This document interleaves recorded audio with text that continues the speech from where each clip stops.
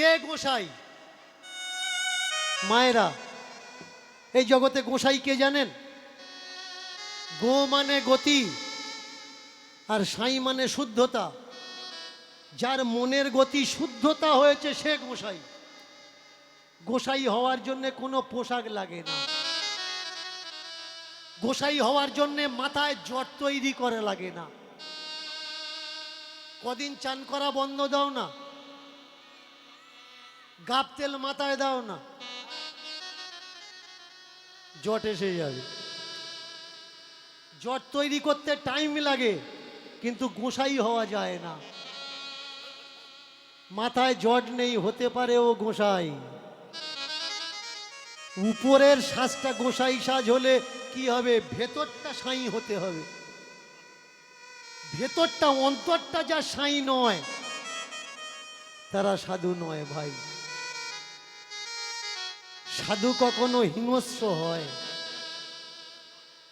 সাধু কখনো সঞ্চয় করে, সাধু কখনো গালাগালি করে। যারা সাধু সমাজে এসছে তাদের মুখের ভাষা কখনো খারাপ হয়, এমন লাখও বের করে দেখিয়ে দিতে পারি। রাখালের থেকে ও ডেঞ্জারাস তাদের বুলি। এরা কারা ভাই? এরা শুধু পোশাক নিয়েছে, কিন্তু ভিতরটা এখনো পরিবর্তন করে। তাই বলে কি গোসাই নেই? অবশ্যই আছে। তারা সেই জায়গাতে আছে, আমরা এখনো পৌঁছাতে পারিনি। হিমালয়ে চলে যাবেন, বরফের গুফার ভিতরে খালি গায়ে বসে আছে। আবার অনেক বরফের গুফায় থাকা সাধু তারা মোবাইল নিয়ে আপডেট ছাড়ছে। গুফায় আছে কিন্তু মোবাইল নিয়ে আপডেট দিতে আছে। এও একটা বাবা। আর যারা ঈশ্বর পাওয়ার জন্য ঘর ছেড়ে বেরিয়েছে, তাদের কোনো খোঁজ খবর কেউ পায় না। আর যারা ঘরের কাছে ঘুরঘুর করছে, বুঝতে হবে এ কোনো ঘর সর্বনাশ করার জন্য ঘুরঘুর করছে। তুই যদি বাবাজি হয়েছিস ঘর ছেড়ে, তাহলে আর একটা ঘরের চারপাশে ঘুরঘুর করছিস কেন ভাই? তার মানে বোঝা লাগবে ও নিজের ঘর সর্বনাশ করেছে, ও আর একটা ঘর সর্বনাশ করবে। মা বলে উঠলে, বাবা বাস্তবটা বাস্তব, অবাস্তবটা অবাস্তব। বাস্তবটা চোখে দেখা যায়, কিন্তু কল্পনাটা চোখে দেখা যায় না। মেঘদূতম, কবি কালিদাসের লেখা মেঘদূতম, এই কবিতাগুলো কল্পনার উপরে, মেঘকে দেখে দেখে কল্পনার উপরে লেখা। কবি কি লেখে? কবিতা, তারপরে কি হয়? ভনিতা, তারপরে লতা। যতদিন চলে যায় তার উপরে রিসার্চ করতে করতে বিস্তার হয়ে যায়। শেষকালে কি থাকে? শুধু মিথ্যা। কবিতা, ভনিতা, লতা, তারপরে কি থাকে? শুধু মিথ্যা। বাস্তবটা আলাদা, লতা ভনিতাটা সম্পূর্ণ আলাদা।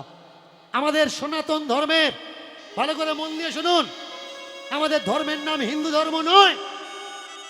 এটা আমার মুখের কথা নয়। স্কনের বড় বড় বাবাজিরা বলছেন, নৃসিংহ প্রসাদ ভাদুড়ী যিনি বাংলার ব্যাসদেব, তিনি বলছেন, এ আমার মুখের কথা না। পড়াশুনো করুন, হাজার হাজার মহান মানুষরা তারা বলছেন হিন্দু কোনো ধর্ম নয়। হাইকোর্ট, সুপ্রিম কোর্ট রায় দিয়েছে হিন্দু হলো একটা জীবন শৈলীর নাম, কোনো রিলিজন, কোনো ধর্মের নাম নয়। তাহলে আমরা যারা বলছি আমরা হিন্দু হিন্দু, আমাদের ধর্মের নাম কি? আমাদের ধর্মের নাম হচ্ছে সনা। এসেছে কোত্থেকে? ধম্মপদটা পড়ে নেবেন, তাহলে বুঝতে পারবেন এই সনাতন শব্দটা এলো কোথার থেকে। তাকিয়ে দেখুন, মজার বিষয়, আমাদের ধর্মের নাম কি? সনাতন। আমাদের এই ধর্মে 4টে বিভাগ আছে। বিভাগ কি? একটা হচ্ছে শিশুকাল, বাচ্চাবেলা, কিশোর কৈশোর, যৌবন, কিশোর কৈশোর যৌবন, আর শেষকালটা বার্ধক্য। সন্ন্যাস কোন সময় নিতে হয়? শেষের দিনে গিয়ে নিতে হয়। এখন বিয়ে করেছেন, সন্ন্যাস নিলে কি হবে? পাপ হবে। বউ বাড়িতে রেখে সন্ন্যাসী হয়েছেন পুণ্যি করার জন্যে, কিন্তু আপনার বউ যদি অন্যায় করে, আপনার পুণ্যি হবে না পাপ হবে? স্বামী যা করবে বউয়ের হাফ ভাগ, তাহলে বউ যা করবে স্বামীর অর্ধাঙ্গিনী হাফ ভাগ। তুমি তো বউ ফেলে পালালে স্বর্গে যাবে বলে, আর বউ যে নরকে যাওয়ার জন্য রেডি হয়ে আছে। পাড়ার লোক বলবে, ও দিদি কি করছিস? ও বলবে, আমি করব কি বল? যার দরকার ছিল ও তো রেখে পালিয়েছে, আমি কি মরবো? তুমি করছো পুণ্যি, আর ও সংসারে অন্য ছেলের সঙ্গে করছে সিন্নি। যে বয়সে তোমার সংসার সামলানোর দরকার, সেই বয়সে তুমি সন্ন্যাস নিচ্ছ, এটা উচিত না। এটা আমাদের সনাতন ধর্মের নিয়ম না। যে বয়সে লেখাপড়া করার দরকার, সে বয়সে নিচ্ছ সন্ন্যাস, এটা আমার সনাতন ধর্মের নিয়ম না। কোন সময় তুমি সন্ন্যাস নেবে? লেখাপড়া করেছো, বিয়ে করেছো, সংসার করেছো, পুত্র সন্তানের জন্ম দিয়েছো, তারা চাকরি বাকরি পেয়েছে, নাতি নাতনি হয়েছে, এখন তুমি রিলিফ, সংসার থেকে ফ্রি, এইবারে তুমি নাও সন্ন্যাস। তাহলে সন্ন্যাসে মঙ্গল হবে। আর সংসারিক মানুষ, বউ ছেলে আসে, যদি স্বর্গে যাওয়ার জন্য সন্ন্যাসী হও, সংসার অমঙ্গল হবে। কর্তব্য করা লাগবে, কর্মটা আগে বুঝা লাগবে। জীবনের 4টে মার্গ কোন কোন স্টেজ? মহাভারত খুলুন। ধৃতরাষ্ট্র কোন সময় সন্ন্যাস নিয়েছিলেন? কুরুক্ষেত্রের যুদ্ধের পরে। সন্ন্যাসের সাথী কে কে হয়েছিল? গান্ধারী আর কুন্তী। আগে বোঝা লাগবে ভাই, সন্ন্যাস কোন সময় নেয়? যখন আমার আর সংসারে প্রয়োজন নেই, তখন তুমি সংসার ত্যাগ দিয়ে বা সংসারে থেকে সন্ন্যাসী হও, ঈশ্বর চিন্তা করো। কিন্তু তোমার একটা দোকান আছে, আর দোকানে যদি বসে তুমি ঈশ্বর চিন্তা করো, ওই দোকান সর্বনাশ হবে, ইনকাম কমে যাবে, তোমার সংসারে আগুন লাগবে। যখন ঈশ্বর চিন্তা করার কথা, ঈশ্বর কখন চিন্তা করবে? এটা আমার কথা নয়, মহর্ষিদের কথা। মনে, বনে আর ঘরের কোণে। মেনে চলুন, একটা গাড়ির ড্রাইভার গাড়ি চালাচ্ছে, আর চালাতে চালাতে তার 8-9 জন প্যাসেঞ্জার গাড়িতে বসে আছে। ঈশ্বর চিন্তা করতে করতে পোস্টারের গায়ে ঠুকে দিল। তাহলে কি হলো? ও তো মরল, পেছনে 9 জন, কারোর হাত ভাঙলো, কারোর ভাঙলো, কেউ বা ডাক্তার নাড়ি ধরে বলে দিল এ হয়ে গেছে। কার জন্যে হলো? সামনে বসা ঈশ্বর চিন্তা করার লোক। তুই যদি ঈশ্বর চিন্তা করবি, স্টিয়ারিংটা কেন ধরেছিস? ছেড়ে দে, পেছনে সিটে আয়, ঈশ্বর চিন্তা কর, তোর কেউ অসুবিধে করবে না। ঈশ্বর চিন্তা তুমি কখন করবে?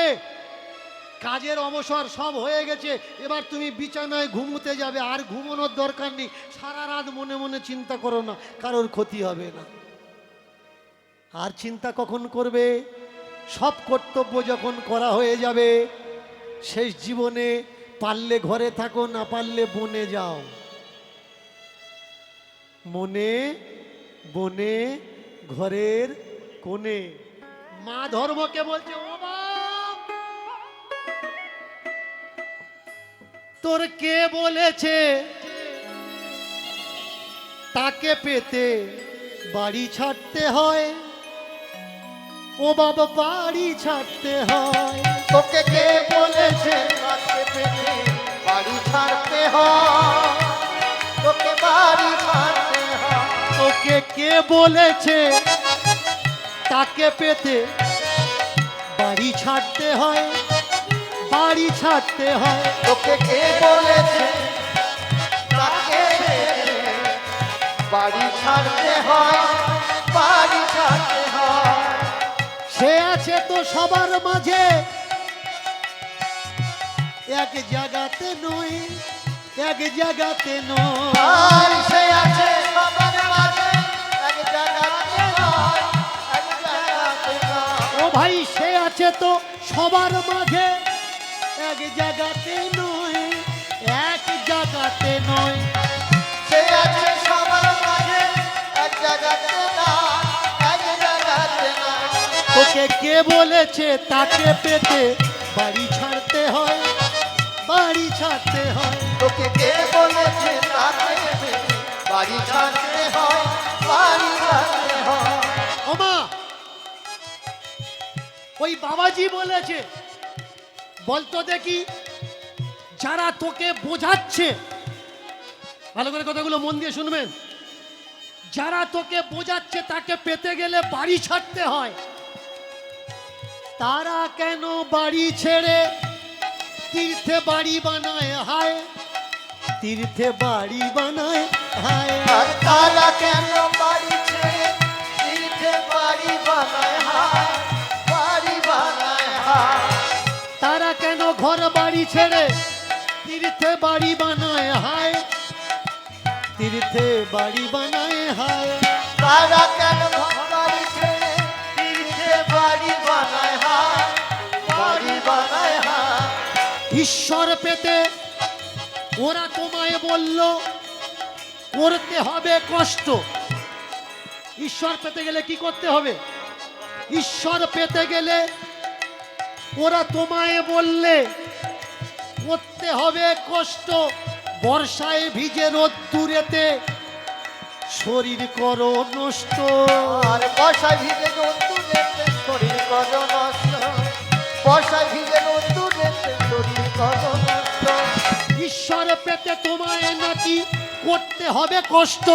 বর্ষায় ভিজে রোদ্দুরেতে তুমি শরীর করছো নষ্ট। বুঝতে পারলে না কি করছো, তোমায় শত ছি। বুঝতে পারলে না করছো কি, তোমায় শত ছি। যারা তপস্যা করবে বলে বাড়ি ছেড়েছিল, ঘরে লাগালো এসি, তারা লাগালো এসি। লাগালো এসি, তারা লাগালো এসি, লাগালো এসি, তারা লাগালো এসি। লাগালো এসি, তারা লাগালো এসি। দিন রাত্রি বিজ্ঞানকে যারা দিচ্ছে গালাগালি, দিন রাত্রি বিজ্ঞানকে যারা দিচ্ছে গালাগালি, বিজ্ঞান পারবে না। ভগবান যা পারে তা বিজ্ঞান পারবে না। তাদের জিজ্ঞাস করে দেখো, যে প্যান্টুলুনটা পরে আছো বিজ্ঞান তৈরি করেছে তার বাঁধার দড়ি। যদি বিজ্ঞান না মানো তাহলে গাছের পাতা পরে ঘোরো, গাছের পাতা পরে ঘোরো, গাছের পাতা পরে ঘোরো। গাছের পাতা পরে ঘোরো। কেন বিজ্ঞানের অবদান বহন করো, তুমি গাছের পাতা পরে ঘোরো, বিজ্ঞানের অবদান বহন করো, গাছের পাতা পরে ঘোরো। বিজ্ঞানের অবদান বহন করো, গাছের পাতা পরে ঘোরো। ওরা তো বুঝেছে, কিন্তু তুমি বোঝনি ভাই, তুমি বোঝনি। তুমি বোঝনি ভাই, তুমি বোঝনি।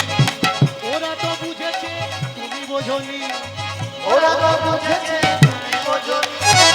ওরা তো বুঝেছে, তুমি বোঝনি। ওরা তো বুঝেছে, তুমি বোঝনি। ওরা বলল পেতে গেলে স্বর্গ করতে হবে দান। সোনা টাকা পয়সা জমিও তাতে মহান, সর্বস্ব দিয়ে তুমি হলে ভিখারি। সেই দান নিয়ে ওরা রাজা হলো, তোমার সম্পদ করছে চুরি। ওরা তো জানে কিন্তু তুমি জানো না, তুমি জানো না ভাই, তুমি জানো না। ওরা তো জানে কিন্তু তুমি জানো না, তুমি জানো না ভাই, তুমি জানো না। শিক্ষা দিচ্ছে কে? ধর্মকর্মের মা। আর ধর্ম আর কর্ম মায়ের মুখের দিকে তাকিয়ে আছে। ধর্মকর্মের মা বলছে, শোন বাবা, তুই যদি বুঝতে শিখিস তোকে কেউ ঠকাতে পারবে না। গুরুদেবে এলো তোমার বাড়ি, তুলে দিলে চাল ডাল, তুলে দিলে টাকা কড়ি। গুরুদেবে এলো তোমার বাড়ি, চুলে দিলে চাল ডাল, দিলে টাকা কড়ি। তার বিনিময়ে গুরুদেব দিল হাত তুলে, আশীর্বাদ দিল মুখে কটা কথা বলে। আশীর্বাদ দিল মুখে কটা কথা বলে, আশীর্বাদ দিল মুখে কটা কথা বলে। এর নাম করে গুরুদেবের তুমি বললে ভাবলে বিপদে গেছে কেটে, কিন্তু মালপত্তরের পুডলিখানা গুরুদেব নিল এবার এটে ভাই রে, নিল এবার এঁটে। দিল এবারে ভাই রে, দিল এবারে, দিল এবারে ভাই রে, দিল এবারে। তোমার দেওয়া চাল ডাল চলে ওর সংসার, তাহলে বলো দেখি ওই ঈশ্বর সব থেকে আগে কার দরকার? ধর্ম ব্যবসায়ী গুরুদের নাকি তোমার আমার মতো অজ্ঞানী ভক্তদের? ওরা দিল কাল্পনিক ঈশ্বর, নিল চাল ডাল। তুমি যদি ওদের না মানো, ওরা দেবে অভিশাপার গাল। অভিশাপার গাল ভাই, হরি হরি বল হরি। ভাই অভিশাপার গাল, অভিশাপার গাল ভাই, অভিশাপার গাল। ওরা বলে আমরা কারোর হাতে খাই না, সব বাড়িতে যাই না। ভালো করে মন দিয়ে শুনবেন, আপনি মুরগি কাটছেন, আপনি ঠাকুর ঘরে উঠতে পারবেন না। আপনি ছাগলের মাংস বিক্রি করেন, আপনি ঠাকুর ঘরে উঠতে পারবেন না। কিন্তু মদ বিক্রি করা টাকায়, ছাগলের মাংস বিক্রি করা টাকা, মুরগি বিক্রি করা টাকা প্রণাম করে বাগিয়ে দিতে পারবেন, টাকাটা ঠাকুরের পায়ে যেতে পারবে, কিন্তু আপনি উঠতে পারবেন না। ওরা তো জানে ভাই, তুমি জানো না, তুমি জানো না ভাই, তুমি জানো না, ওরা তো জানে ভাই, তুমি জানো না, তুমি জানো না ভাই, তুমি জানো না। মায়েরা একটু তালি দিয়ে সহযোগিতা করতে হবে, কেমন বেতাল হলে হবে না। ওরা তো জানে ভাই, তুমি জানো না, তুমি জানো না ভাই, তুমি জানো না। ওরা তো জানে ভাই, তুমি জানো না, তুমি জানো না ভাই, তুমি জানো না। গুরুদেবে এলে বলে দিলে বসতে আসন, বাড়িতে ছিল নতুন ধুতি, বললে পর গুরু বসন। ভগবান ভাবা মানুষটাকে করলে তুমি যত্ন, যাওয়ার সময় নুটে নিয়ে গেল তোমার খাটা খাটনির রত্ন। ও শুধু দিল মুখের কথা, ওতে কি মিটবে তোমার ব্যথা? যে কাজ করার তোমার কাজ করতে হবে, যেটা খেটে খাওয়ার তোমার খেটে খেতে হবে। ওদের কথায় যদি কারোর মঙ্গল হতো, তাহলে আমাদের দেশে কি করুণা নামক রোগ ঢুকতো। ওরা তো জানে ভাই, তুমি জানো না, তুমি জানো না ভাই, ওরা তো জানে ভাই, তুমি জানো না, তুমি জানো না ভাই, তুমি জানো না। ঠাকুর যদি আমাদের জীবনে দরকার হবে, কারোর আস্থাতে আঘাত দিয়ে কথা আমি বলছি না, আমি বাস্তব সত্য তুলে ধরছি। যদি কারোর শোনার হয় শুনবেন, না শোনার হয় না ভালো লাগে চলে যাবেন, কোনো আপত্তি নেই। ঠাকুরের যদি হবে এত দরকার, করোনার সময় কেন বন্ধ করে দিল মন্দির আমাদের সরকার? কেন প্রার্থনা করতে দিল না? কেন বাবা মাকে ছুলো না, ছেলে বাবাকে ছুলো না? একে অন্যের থেকে দূরি। কতজনে হাত ধোয়ার মাল বেচে মানুষের টাকা করলো চুরি। প্রথমে খোলার দরকার ছিল মন্দির, মদের দোকান খুলে গেল। একদিনে আরবো খরব টাকা সরকারের ঘরে ঢুকলো। ওরা তো জানে ভাই, তুমি জানো না, ওরা তো জানে ভাই, তুমি জানো না, ওরা তো জানে ভাই, তুমি জানো না। ওরা তো জানে ভাই, তুমি জানো না। যারা বলছে আমরা অদীক্ষিতের হাতে খাই না, যারা বলছে আমরা অদীক্ষিতের হাতে খাই না, ও যদি অসুস্থ হয়ে ভর্তি হয় কোনো হসপিটালে বা মেডিকেলে বা নার্সিং হোমে, সারা জীবন যে অদীক্ষিতের হাতে জল খায়নি, নার্স যখন সেলাইনের জল ভেতরে ঢোকাবে, ও কি নার্সকে জিজ্ঞাসা করবে, এমা তুই দীক্ষা নিচ্ছিস? ওরা তো জানে ভাই, তুমি জানো না, তুমি জানো না ভাই, তুমি জানো না। ওরা তো জানে ভাই তুমি জানো না, তুমি জানো না ভাই তুমি জানো না। ওরা তো জানে ভাই, তুমি জানো না, তুমি জানো না ভাই, তুমি জানো না। ওরা তো জানে ভাই তুমি জানো না, তুমি জানো না ভাই তুমি জানো না। আমি ধর্মের নিন্দা করি না, আমিও একজন ধার্মিক মানুষ, তা না হলে আমি ধর্মের পথ বেছে নিতাম না। আমি কোন জায়গায় নিন্দা করি? কিছু অসৎ ধর্ম ব্যবসায়ী ধর্মের নাম করে আমাদের দেশকে সর্বনাশ করছে। এরা বলছে মন্দিরে যাও, মন্দিরে গেলে আর কিচ্ছু লাগবে না, কিন্তু নিজেরা অসুস্থ হলে আগে হসপিটালে ঢুকছে। ওরা তো জানে ভাই, তুমি জানো না, তুমি জানো না ভাই, তুমি জানো না। ওরা তো জানে ভাই তুমি জানো না, তুমি জানো না ভাই তুমি জানো না। ভাই ওরা তো জানে ভাই, তুমি জানো না, তুমি জানো না ভাই, তুমি জানো না। ওরা তো জানে ভাই তুমি জানো না, তুমি জানো না ভাই তুমি জানো না। এই খোকা, সাধ করে নাম রেখেছিস ধর্ম, নাম রেখেছি ধর্ম, তুই তো বাপ বুঝলি না নামের মর্ম, মর্ম। তাহলে বল দেখি, তুই কি করছিস ভালো কর্ম? আপনজনকে চিনলি না, বাবা মাকে জানলি না। আমার সংসারে এখনো পর্যন্ত আমাদের সমাজে কিছু স্টুপিট আছে, গুরুর কথা শুনে তারা বাবা মার হাতে খায় না, দিদির বাড়ি যায় না, মাসির বাড়ি যায় না, পিসির বাড়ি যায় না।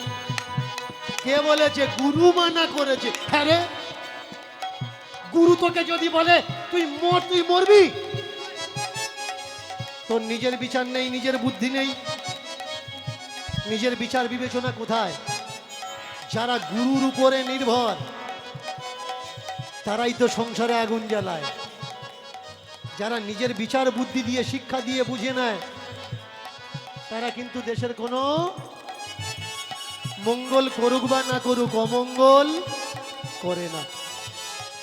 এই দেশে ভয় কাদের দিয়ে? নাস্তিকদের দিয়ে। নাস্তিকদের দিয়ে ভয় নেই, ভয় হচ্ছে ধার্মিকদের দিয়ে। এনি টাইম আল্লাহু আকবার বলে মানুষ খুন করতে পারে, এনি টাইম জয় শ্রীরাম বলে মানুষ হত্যা করতে পারে। আমার প্রতিবাদ কোন জায়গায়? ধর্ম নিয়ে না, ধর্ম দ্বারা যে হিংসা করা হচ্ছে সেই হিংসা নিয়ে। এটুকু বোঝা লাগবে ভাই, আমি ধর্মের শত্রু না। আমাদের দেশে যারা ধর্মের মাধ্যমে হিংসাকে ছড়াচ্ছে, শুধুমাত্র আমি তাদের থেকে সাবধান থাকতে বলি। আপনাদের চিনুন, কার কাছে বাচ্চাকে এগিয়ে দেবেন, কার কাছে গিয়ে আপনি বসবেন, টাইম বিতাবেন, চিনতে শিখুন না। কেউ বলে দিয়েছে তবে আপনি শুনছেন। ভগবান গৌতম বুদ্ধা তিনি বলেছেন, আমি বলছি বলে তোমরা করো না।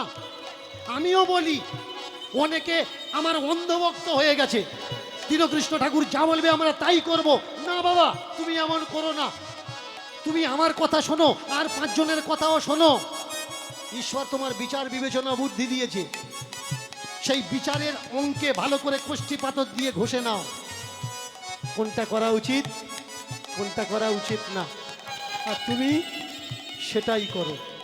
আমরা আজকের আমাদের যুব সমাজের কি হলো? জয় শ্রীরাম বলে পাগল হচ্ছে। অনেকে আমায় বলে, আপনি জয় শ্রীরাম বলতে পারেন না। না, বলবো না জয় শ্রীরাম, আমি বলবো জয় সীতা রাম। তোমরা কারা ভাই রামের জীবন থেকে সীতাকে বাদ দিলে, দিয়ে জয় শ্রীরাম বলছো? এসো না, আমরা একসঙ্গে জয় সীতারাম বলি। আমি তো বিশ্বাস করি সেই অযোধ্যার শ্রীরাম সীতাকে, আমি কোনো পার্টির রামকে বিশ্বাস করি না। এরা কারা ভাই রামকে রাজনীতিতে টেনে নিয়ে আসলো? ওরা তো বোঝে ভাই, তুমি বোঝো না, তুমি বোঝো না ভাই, তুমি বোঝো না। ওরা তো বোঝে ভাই তুমি বোঝো না, বোঝো না ভাই তুমি বোঝো না। আমি অযোধ্যাপতি রামকে ভালোবাসি, সীতাপতি রামকে ভালোবাসি, কিন্তু রামের নামের থেকে সীতাকে কেউ বাদ দেবে এটা আমি ভালোবাসি না। আমি কৃষ্ণকে ভালোবাসি, রাধাকে ভালোবাসি, কিন্তু কৃষ্ণের নাম থেকে কেউ রাধাকে বাদ দেবে, রাধার নামের থেকে কৃষ্ণকে কেউ বাদ দেবে এটা আমি ভালোবাসি না। আসুন না ভাই, আমরা সবাই মিলে রাম রাজত্ব গড়ি, যে রাজত্বে আমরা সবাই রাম ভক্ত হয়ে বাস করব, যে রাজত্বে হিংসা থাকবে না, যে রাজত্বে ভ্রাতৃত্ব বোধ থাকবে, যে রাজত্বে মারকাট থাকবে না। মারকাট তো শ্রীলঙ্কায় ছিল, রাম রাজত্বে ছিল না। আসুন না আমরা সেই রাজত্ব একসঙ্গে গড়ি, একে অপরের অন্যের হাত ধরে আমরা শান্তি প্রতিষ্ঠা করি প্রেম সে।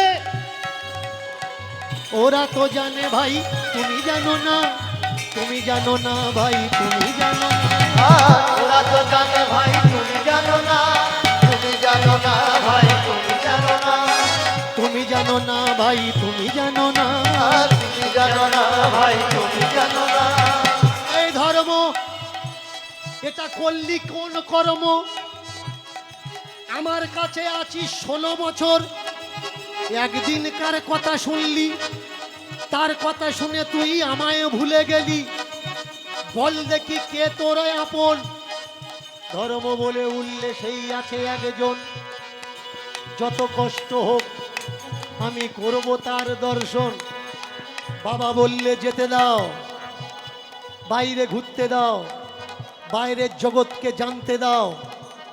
যেদিন বুঝতে পারবে সেদিন আবার ঘরে ফিরে আসবে। প্রভু গুণগান,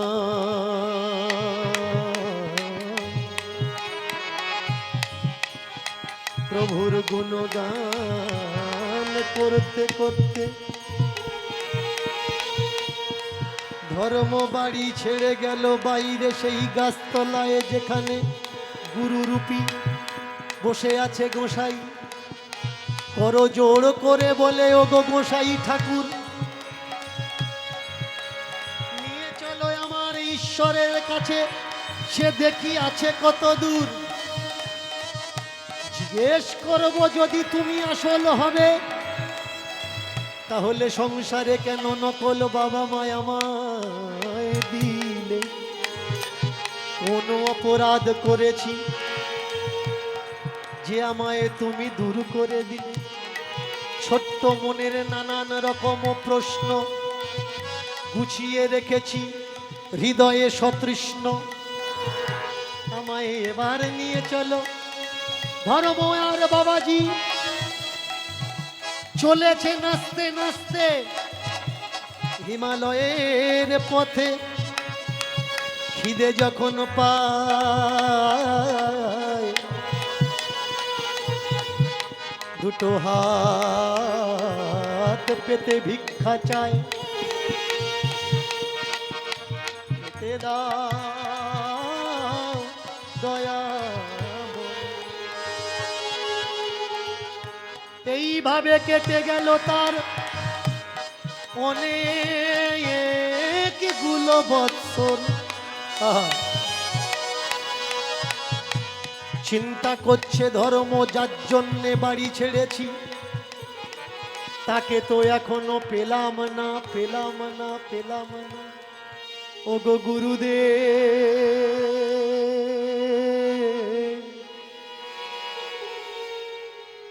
সে কোথায়? নিজেকে প্রশ্ন করুন। সে কোথায়? কেন আমরা তাকে দেখতে পাচ্ছি না? বাড়ি ছেড়েও সবকিছু ত্যাগ দিয়েও কেন কেন আমরা তাকে পাচ্ছি না? গুরুদেবকে প্রশ্ন করলেন। গুরুদেব বলছে, ধর্ম একদিনে কি পাবি তাকে বাবা? কোটি কোটি জন্ম তপস্যা করে অনেকে পায়নি। তুই এই কবছর তাকে খুঁজছিস, পাবি? ধর্ম বললে, গুরুদেব এ জন্মে না হয় তাকে খুঁজলাম, আগের জন্মে যদি আমি জন্মই না পাই তাকে খুঁজবো কি করে? তাহলে তো গুরুদেব ঘুরে ঘুরে আমার জীবন শেষ করলে হবে না। বাড়িতে আমি লবণের মালা না নিয়ে ভাত খেতাম না। মাকে বলতাম লবণের বাটিটা এদিকে দাও। জল তৃষ্ণা পেলে মাকে বলতাম এক গ্লাস জল দাও। খিদে পেলে বলতাম মায়ের উপর রাজ দিতাম, মা খেতে দাও। কিন্তু ঈশ্বর খুঁজতে এসে আজকে যে মায়ের কথা বড় মনে পড়ছে। খিদে পেলে ভিক্ষা চাইতে হয়, লবণ কম হলেও খেয়ে নিতে হয়। সুখ শান্তির জায়গাটা আর নেই। মাটিতে শুতে হয়, গাছতলায় শুতে হয়, মাথার উপরে ছাদ থাকে না। কিন্তু আমরা যতক্ষণ বাপমার কাছে থাকি, শক্ত বালিশ যদি দেয় তেজ দেখাই, বিছানা যদি অপরিষ্কার হয় তেজ দেখাই, কিন্তু এখানে তো আমার মাটিতে শোয়া লাগছে। গুরু বললে, আরে গুরু বিদ্বেষী হচ্ছিস, গুরুর উপরে প্রশ্ন করছিস। আমি বলবো, হ্যাঁ ভাই, প্রশ্ন করতে শেখো। গুরুকে যদি জিজ্ঞাসা না করো, গুরু তোমার উত্তরটা দেবে কি করে? এর জন্য গুরুকে প্রশ্ন করা শেখো। আর যে গুরু তোমার প্রশ্নতে বিরক্তি বোধ করবে, জানবে তোমার প্রশ্নের উত্তর ওই গুরুর কাছে নেই। চমৎকার বিষয় দেখো। গুরু ত্যাগ দিয়ে ধর্ম কয়েক বছর ঘুরে ঘুরে এবার আসছে বাড়িতে ফিরে। 16 বছরের ছেলেটা আস্তে আস্তে মুখে দাড়ি চলে এসছে, দাড়ির চিহ্ন চলে এসছে। যে পথে গেছিল হাঁটতে হাঁটতে সেই পথে ফিরেছে। ফিরে দেখছে ধর্ম কর্ম এখন বিয়ে করেছে, তার একটা বাচ্চা হয়েছে, আর সেই বাচ্চাটা কোলে করে নিয়ে তার বাবা মা খেলা করছে। আর কর্মের স্ত্রী সংসারের কাজকর্ম করছে। বাহির দরজায় এসে ধর্ম ডাক দিলে মা, চেনা সেই আওয়াজ, সেই আওয়াজ। কণ্ঠস্বর শুনে বেরিয়ে আসলো মা তাড়াতাড়ি করে, কে রে, কে বাপ? আমার ধর্ম নাকি? ধর্ম বাইরে নয় ভাই, ধর্ম ঘরে। তাই তো ধর্ম ধর্মের ভুল বুঝতে পেরে ফিরেছে তারা ঘরে। মাগো, বুঝে দেখলাম বাইরে গিয়ে বাইরে কিছু নাই, যত কিছু সুখ শান্তি সংসারেতে হয়। আমার কথায় কিছু মানুষ রাগ করছে। আমি বলছি বাবা মা ভগবান, আর ওরা বলছে বাবা মা ভগবান নয়। আমাদের তৈরি করা পুতুলগুলো ভগবান। কে ভগবান ভাই? এ বড় সংজ্ঞা, বড় বোঝার জায়গা। তোমার ব্যথা, তোমার কষ্টে আগে তোমার পাশে কে এসে দাঁড়াবে? তোমার ঈশ্বর নাকি তোমার বাবা মা? মরার পরে যদি আমরা তার কাছে যাব, যখন যাব তখন দেখব এখন যাদের কাছে আছি এখন তাদের দেখি তারা আমাদের দুনিয়াতে নিয়ে এসছে কেন? কোনো একটা আশা করে। সেই আশার মুখে ছাই দিয়ে আমরা যদি পালিয়ে চলে যাই সংসার থেকে, ধর্মের মা বলে উঠল, বুঝেছিস সেদিন বলছিলাম ঈশ্বর কোন জায়গায় নেই, আছে অনলে আছে অনিলে, আছে বিটুপি লতায়, আছে জলদের গায়ে, বিটুপি লতায়। কোন জায়গায় নেই তিনি? যেখানে তুমি আছো সেখানে আছে, যেখানে তুমি নেই সেখানেও আছে। যেখানে জীব জগৎ আছে সেখানেও আছে, যেখানে জীব জগৎ নেই তিনি সেখানেও আছে। ঈশ্বর কি? কোনো মানুষের ভেতরে যদি ঐশ্বরিক চিন্তা আসে, তার ভিতরে কি হয়? যত কিছু অপবিত্র চিন্তা তা ছেড়ে পালিয়ে যায়। ঈশ্বর কি? ঈশ্বর একটা ব্যতিক্রমী নেশার মতো। যেমন যারা গাঁজা ধূম্রপান করে, যখন গাঁজা খায়নি দেখবেন সে উত্তেজিত, আর গাঁজাটা খেয়েছে, ভাঙটা খেয়েছে, সিদ্ধিটা খেয়েছে, যদি কেউ গন্ডগোল করতে আসে ওই নেশা করা লোকটা বলে দেয়, এ ভাই কেন ঝগড়া করছিস, কেন কি হবে ঝগড়া করে, কদিন বাঁচবি, কদিন থাকবো। ঠিক ঈশ্বর ভাবনাটা কি? নেশার মতো হয়। দেখবেন মদ খাচ্ছে যে ছেলেটা, যখন মদ খায়নি এমনি সে দাঁড়িয়ে কারোর সামনে সত্যিটা বলতে পারছে না, কিন্তু যখন নেশা করেছে যেই থাকুক কাউকে মারছে না, দাঁড়িয়ে সত্যি কথাটা সকলের সামনে বলে দিচ্ছে কোনটা ন্যায় আর কোনটা অন্যায়। তেমনি ঈশ্বর চিন্তা যদি কোনো মানুষের ভিতরে প্রবেশ করে, তার ভিতরে আর বদ থাকতে পারে না, খারাপ থাকতে পারে না, হিংসা থাকতে পারবে না। সেই জন্যে আমি আপনাদের বলবো, অবসর সময়ে অবশ্যই নিজের ইষ্ট, নিজের মঙ্গলকে চিন্তা করবেন, নিজের ঈশ্বরের কথা ভাববেন। কারণ ঈশ্বর চিন্তায় থাকলে সংসারের বদ চিন্তা আপনাকে স্পর্শ করবে না। যে যাকে ভালোবাসেন, খাবার তৈরি করছেন, একটু গিয়ে বসেছেন, সেই সময় তার চিন্তা করুন। অসুবিধা কি? কোনো অসুবিধা নেই। আমাদের ঈশ্বর ছাড়লেও চলবে না, আবার জুড়লেও চলবে না। আমাদের সবাইকে নিয়ে চলা লাগবে। আমাদের সমাজকে, মানুষকে বলা লাগবে, ভাই অনেক সম্প্রদায় এমন আছে বিশ্বের সামনে তারা দোষী হয়ে গেছে, ধর্ম করতে গিয়ে তারা টেররিস্ট নাম নিয়েছে।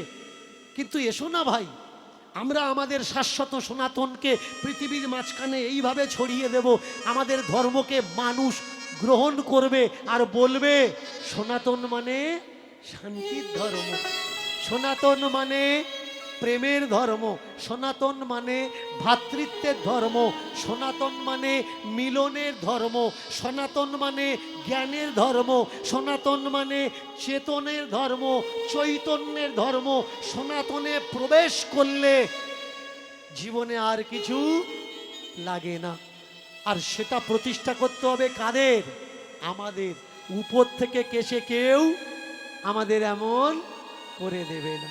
প্রেম সে বলুন জয় গৌর হরি বল। শাশ্বত সনাতন কি? জয় শাশ্বত সনাতন কি? জয় শাশ্বত সনাতন কি? জয় পিতামাতা ভগবান কি? জয়। পিতামাতা ভগবান কি? জয়। পিতামাতা ভগবান কি? জয়। আপন আপন গুরুদেব কি?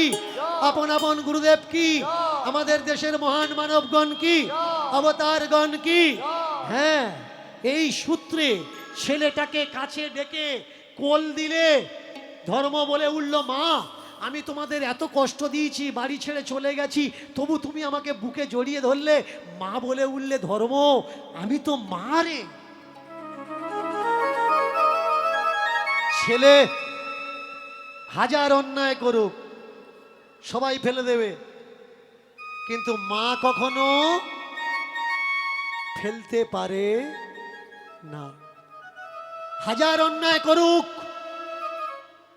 সমাজের মানুষ ছেড়ে দিতে পারে, কিন্তু বাবা তাকে ছেড়ে দিতে পারে না। তাই আজকের হরি কীর্তন করতে এসে, নাম কীর্তন করতে এসে আপনারা যারা দূর দূর থেকে এসছেন, এই প্রতিজ্ঞা করে যাবেন ভাই, যে বাবা মাকে প্রাণে বেঁচে থাকতে কেউ আমরা দুঃখ দেব না। বাবা মা তার চোখে আমরা জল আনাবো না। ভাই, তোমার দেওয়া ব্যথা পেয়ে তোমার বাবা মায়ের চোখে যদি জল আসে, তুমি যতই ধার্মিক পুরুষ হও না কেন, ওই পথ তোমার পিছলে যাবে, স্লিপ খাবে। তাই এমন কর্ম আমাদের কখনো করা উচিত নয় যে আমাদের বাবা মা চোখে জল পড়ে। এবার ধর্মকে বুকে নিল মায়ে, ধর্মকে বুকে নিল মায়ে, কর্ম এসে জড়িয়ে ধরল। ধর্ম কর্ম সুন্দর পরিবার এক জায়গাতে দাঁড়িয়ে তারা বুঝতে পারল এই জগতে সনাতনী সত্য, সংসারী সত্য, সংসারই সুখের মূল কারণ। তাই ঈশ্বর যদি পেতে হয় সংসারে থেকে পাও, কর্ম করে সাধনা করো, সেই সাধনাই বড় সাধনা। সংসার ত্যাগ দিয়ে সাধনা করলে সে সাধনা হয় না ভাই, সাধনা সে সাধনা যন্ত্রণা হয়। সারা জীবন কাঁদবে তুমি, সুখ খুঁজে পাবে না। সুখ যে তোমার সংসারেতে একদিন বিচার করে দেখল না। তাই মিলন হলো, মিলন হলো।